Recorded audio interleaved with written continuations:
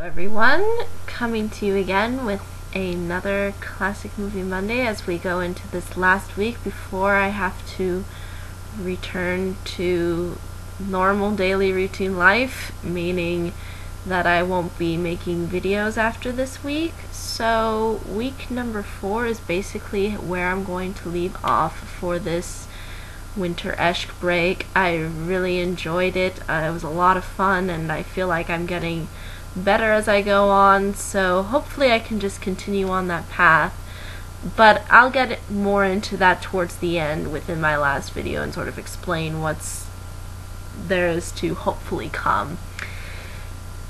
Now, as for the last Classic Movie Monday that I wanted to discuss, I figured it would be interesting to do a film that's fairly on the, I guess you could say, more darker side, but at least it's fairly well recognized, and it seems to have such a powerful impact with a lot of people.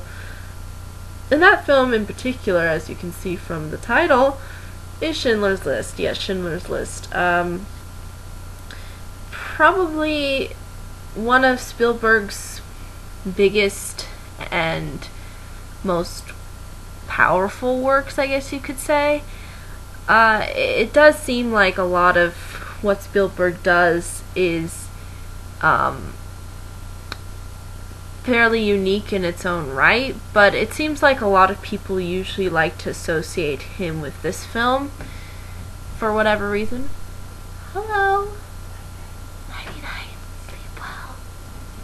See you tomorrow. That was just my mom saying good night.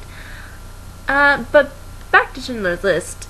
Basically, I think that has to do with just the fact that a lot of what Schindler's List is suggesting is fairly realistic as to how everything sort of played out within history, and I guess that's really what Spielberg was going for with this film. Unlike a lot of his other films that tend to be a little bit more, fantasy, again, like E.T. and, Jurassic Park and things like that. Those are a little bit more, lighthearted, more adventure-oriented. And this seems probably like his darkest film, probably. And so I think that's really why a lot of people usually associate with him and this film, is because it was just so profoundly different from a lot of the other works that he's previously done throughout the time. So it's a fairly interesting movie, to say the least, even though it can be a little graphic and a little dark at times. It still offers, I think, a unique perspective into World War II history, and with an actual person that actually existed, Oskar Schindler, and who actually did save Jewish lives during that time period. Now, basically what you have to understand plot-wise going into Schindler's List is that it's fairly business-oriented, which is actually I found rather interesting, especially since I'm a business major. So it kind of was, I think, an interesting dynamic within the film that got me really invested into what was going on. But basically what you have to understand is that Hitler's basically coming into power, and the movie starts off, I believe, in 1939. So we're pretty much at the cusp of Hitler sort of initiating his power, and then it goes into sort of the decline as well, which you will see in the film. But basically, Oskar Schindler starts off as a well-to-do businessman who's good at bribing people. You'll see this especially in the beginning, how he has this tendency to, capture a room and just kind of take charge and and not so much in a spoken way, but in a fairly calm and just cool manner. Especially especially towards the sort of way beginning when he's at that restaurant and he tells the waiter to, go give them some drinks, and then the waiter asks, well, then who do I say it's from? And then he says, say it's from me. Like he knows who he is, and nobody else really needs to know who he is because he's just that awesome. It was almost that scene almost had that kind of effect on me because of just the way Liam Neeson, who plays Oscar Schindler, does the scene. He just puts so much, I think, emphasis on that kind of ego that he has sort of in the beginning, because again, Oscar Schindler is not necessarily a perfect hero. He's got issues, in particular with his within his married life. You'll see that. You'll also see how he struggles with money, and even though he's not a perfect protagonist per se, and again, he was initially a part of the Nazi Party, so he originally was with Hitler and where a lot of people stood pretty much during the time. So again, this is not a perfect hero at all, and he does kind of have this ego that surrounds his character, especially when you see that opening scene in the beginning. But despite that, he still seems to maintain some qualities within himself that I think make him fairly human and fairly realistic, and I'll sort of explain that as I go through this. But for the most part, the way that Liam Neeson enacts the scene, it really establishes, I think, a lot of who Schindler initially ends up being as a character. But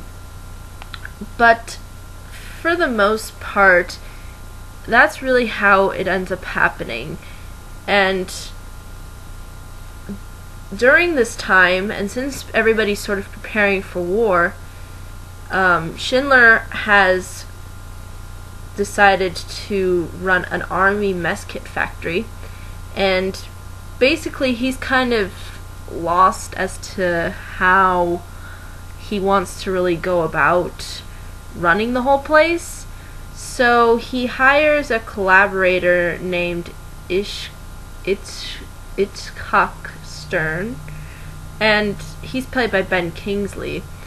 And from his bio, he's pretty much a Jewish accountant who sort of has connections and sort of understands the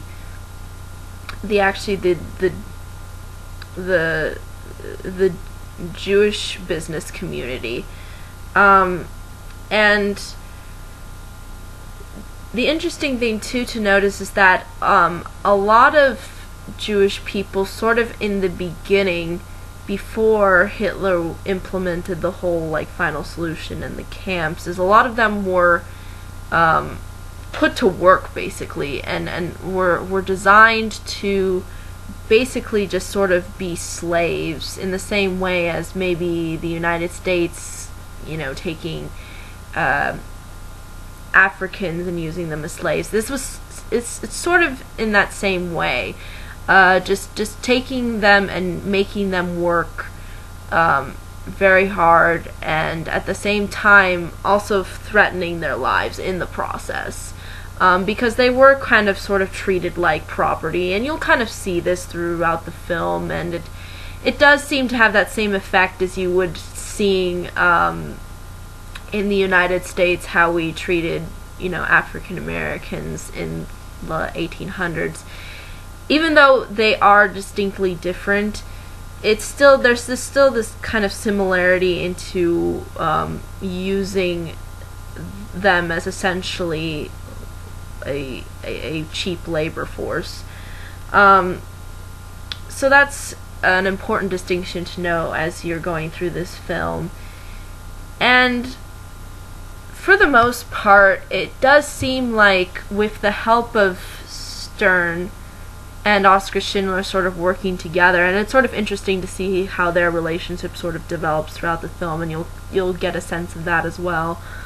But it's also interesting how their kind of collaboration allows Schindler to be seen as so highly by, in particular, the Nazis.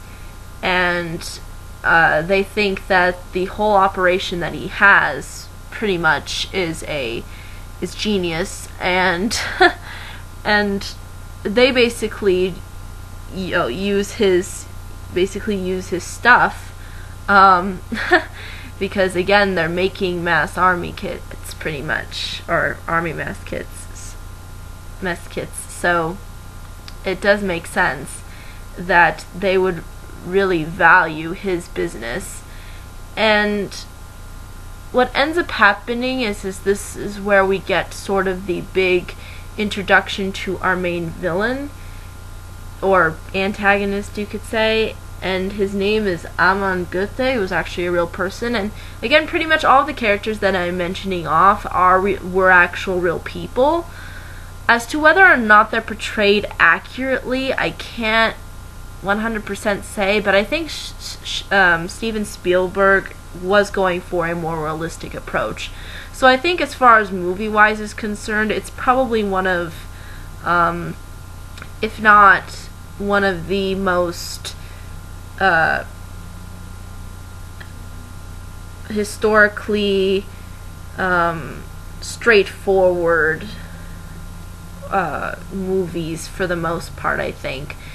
I don't think Spielberg was intending to sugarcoat this in any way, shape, or form. I think he was literally trying to show you this is how the circumstances pretty much went down. Obviously, everything that wasn't said was not written down, and obviously not everything in the movie probably happened in the same way as it did in real life. But for the most part, I think he tries to cut as much as he can to the point where it does feel rather raw and realistic, and doesn't feel so Hollywood-esque or popcorny. And again, this isn't really a popcorny film, so that definitely makes sense. But basically, Amon Goethe is played by Ralph Fiennes, or Fiennes. I always don't know if I'm pronouncing the last name right. But basically, he plays an SS lieutenant, and his whole job is basically to come in, and at this point the Nazis are keeping a lot of the Jewish people in these ghettos and separating them from the rest of the population.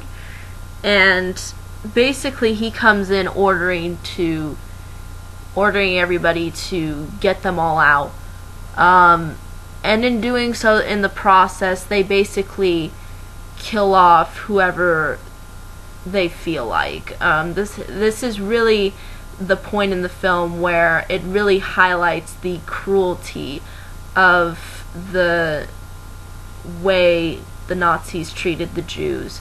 It pretty much highlights it in the most unsugar-coated way possible. But what you also have to understand is that within this sort of raw, realistic approach that Spielberg tries to present to the public, there's also a lot of symbolism within this movie. You'll see this in how throughout the entire movie, you'll see is black and white. It's not colored until the very, very end. And also during the scene where the Nazis are basically going through the ghettos and rounding people up, you'll see that there's this little girl, and this little girl is actually wearing a red coat in particular, and you'll see how this sort of represents kind of the sort of the blood of the innocent, and how innocent life is damaged as this whole atrocity is of Nazi powers taking place. And you'll kind of see that as well within how Schindler sort of reacts, because he actually notices the little girl as they're going through the entire ghetto area. And basically what ends up happening is that this ends up profoundly changing his character. Before, he doesn't really care. Again, he's even part of the Nazi party. But once he sees what they're actually doing to these people, he completely has a change within himself, and he has a difficulty in taking in the horror that he's witnessing for the most part, and he just has this change of kind of heart, as you will see, and it really, I think, is what highlights a lot of what makes a good person, and how he actually ends up seeing past the concept of money, and being sort of self-centered. And it's really interesting how Spielberg does the whole red with black and white. It's literally the color of her coat is almost the color of my fingernails for the most part. So it's also a fairly even though it's in black and white, it's still fairly visually, I think, pleasing. Even with the opening scene too, where Liam Neeson's character, Oscar Schindler, is in the bar, or in the restaurant slash bar slash music place, because they play music there too. Again, bars and restaurants were so different back then. They're not like how they are now. But he plays it out so coolly, and even though there's not a lot of really color throughout the entire thing, it still feels to the point where it's stylized but fairly clear, and that might be an issue with some people. They might think that that's not realistic enough, that it shouldn't really maybe even look so pretty, because at times it does look fairly nice. Just the way the light hits on Liam Neeson's face in that black and white form just looks fairly pretty. And some people may not like this pretty style, because again, we're dealing with such a darker subject matter. But I think it works to a certain extent, because it maybe offers sort of a delusion with the audience, in that you're experiencing it the way Oscar Schindler sees it, especially in the beginning, where everything's pretty much good with him. You know, he has a suit, and he can go out and buy people drinks and stuff. So I think at certain points, even though it does feel a little stylized, I think it works it more to the film's advantage than disadvantage. But again, I guess sometimes the stylized stuff can show within the darker scenes, and some people may not like that, the way Spielberg chose to stylize it. But I still think it's, even though it doesn't really show you the color of blood, it doesn't make it any more or less tragic. But for the most part, I think that's really another important aspect to really note if you decide to watch the film or not. But basically, once the ghettos are emptied and everyone is sent off to wherever,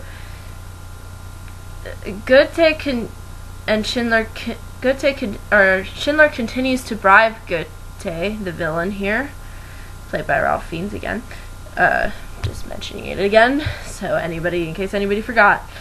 But he basically bribes him to the point where he can gain workers. See, the whole concept now for Schindler, after witnessing the whole ghetto and seeing all of these atrocities happening, it motivates him to the point where he decides that I'm going to try to do everything in my power to get as many people as I can. And what he does is initially he just tries to it's fairly simple and straightforward. He just bribes Nazis with money in order for him to gain workers. That's really all that he does. And in particular, he bribes Goethe several times. And then there's a point where Goethe is Goethe, I believe that's how you pronounce the last name. But he's bribed, or he is told to basically send everybody, in particular, or a good chunk of people, I don't know if all, I think though a fairly good chunk, because Auschwitz was a fairly large concentration camp, but he is basically ordered to put all of them on trains to go to Auschwitz. And this is obviously sudden death for these people, because Auschwitz is probably one of the more known in Holocaust history to be the most, or one of the most gruesome of the Holocaust concentration camps, because it was just so fairly large and the chance of survival was so slim. So it is in that sense fairly impacting. And I've read up on Holocaust history, and I've taken some classes that touch on certain aspects of the Holocaust, and Auschwitz was fairly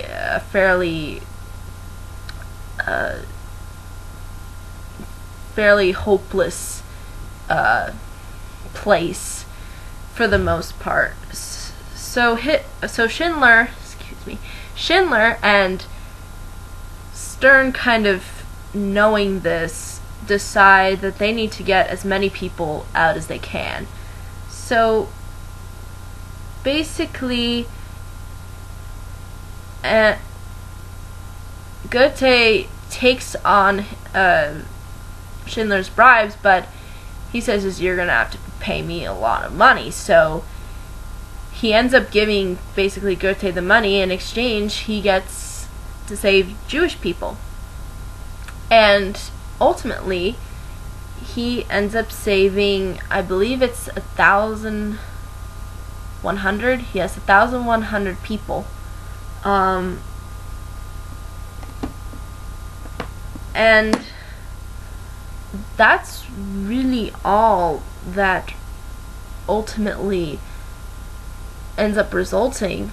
And hence, once you have established, once they've established how many people they are able to save, they basically create a list of people.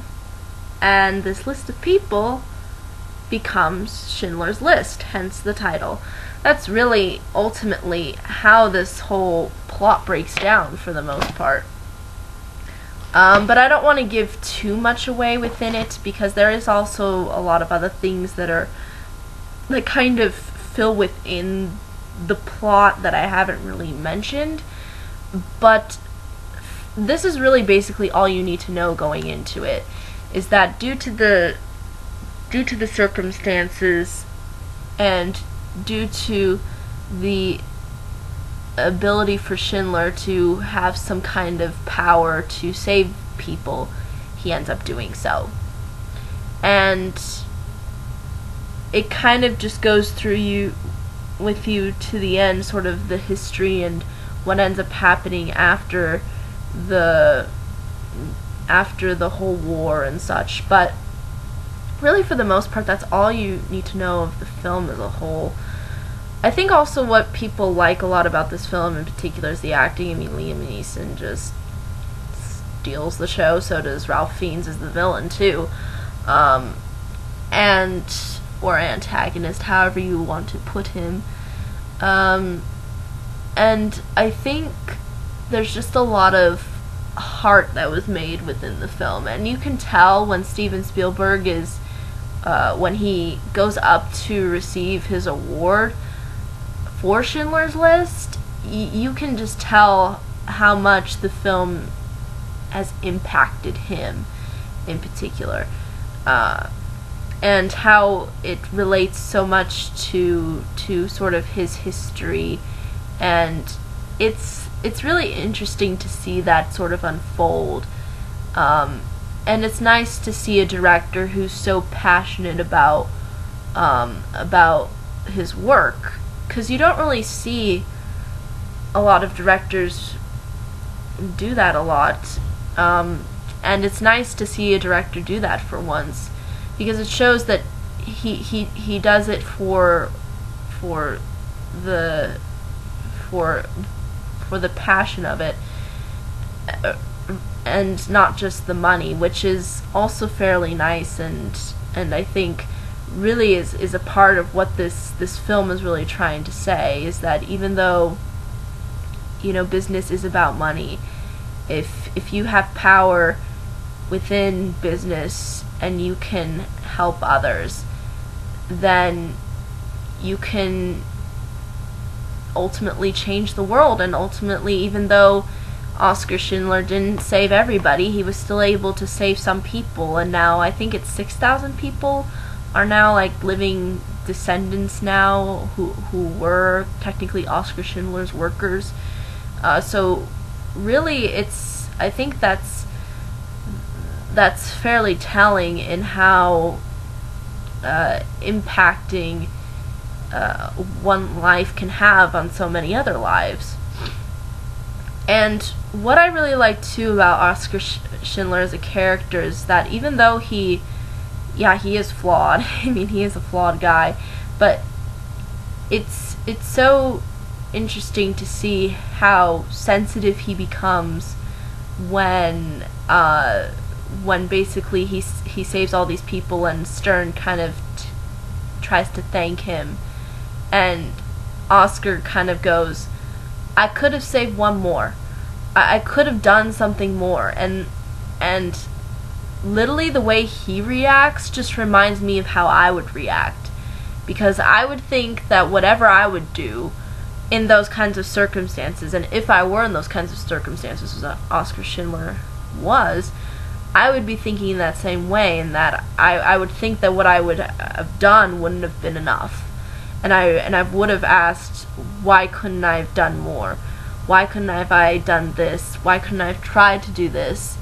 And I think we all think in that way, in one shape or form or another, of what we could have done, and I think it's just really telling of a character if someone can look at what they do and say ultimately that it's never enough, I could have done more. I think that's just fairly profound, and I think that speaks to a lot of people. And that's why I think the film just leaves such a fairly strong impact on the movie-going community for the most part. I mean, yeah, we're dealing with a fairly dark subject matter, and yes, we probably won't be dealing with such dark circumstances maybe within our lives as Oskar Schindler, but in the end, the fact that we try to persist on ourselves, I think even though some people might say that that's kind of a negative, because it's like, oh, you're putting yourself down, you know, when you should be proud of what you've accomplished. But at the same time, I think everybody should and does feel, or, well, not necessarily should, but some people feel like they could have done more, and I think that speaks to a lot of people. And it doesn't, and I think even though it it is a Holocaust movie, it still feels fairly broad in how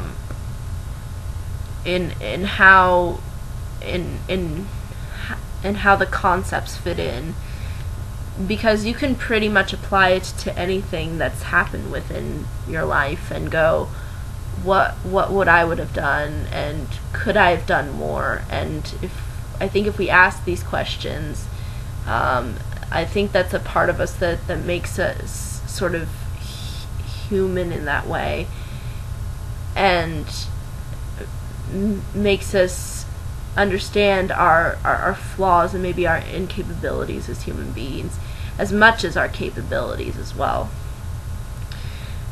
But I really do enjoy this film for the most part. I didn't really appreciate it a lot in high school, because again, it is kind of one of those it is an Oscar kind of movie, and what I mean Oscar / Academy Award type-ish movie is in that it's fairly acting driven. It's fairly, it has this sort of air as a kind of stage production in a way. Certain scenes sort of play out that way, at least in the way I see it. But I think despite those things, it really does stand out as a film. But I think it's still, and I still think that it holds some weight in how its impact has in its impact among the movie-going community. Does that mean that it's a perfect film? Probably not. I'm sure there's issues you could point out within it, or issues that certain people may have with it, but I think overall what it's trying to say just leaves a sort of universal impact on people, and I think a lot of people would appreciate it. And I think it's just an important part of our history and something that we shouldn't really forget about. I really think that the Holocaust is a main failure upon the 20th century, and I think that this failure within humanity, there is still, you can still find, even within this failure of humanity, you can still find some kind of good. And I think that's really what Spielberg was going for, and I think that really shows. But I think that's really ultimately what I can say about the film as a whole. It's just really well done. You can't really. It's just almost one of those films, though, that you go, will I really find it as entertaining? I just don't think it's meant to be so much entertaining as it is more being informative and emotional, and not trying to be a fun popcorn movie. This is not a fun popcorn movie. Don't go into that. If you like fun popcorn movies and you don't like serious films like this one, you probably aren't gonna enjoy it. But I would definitely recommend it to those who feel like that they can see a film that deals with a dark subject matter and does it in a fairly enriching and enlightening way, with interesting characters and a overall good and insightful message. But I think that's ultimately what I can say about the film as a whole. But if anybody's got any questions, comments, concerns, I'd be more than happy to answer them. But until next time, everybody,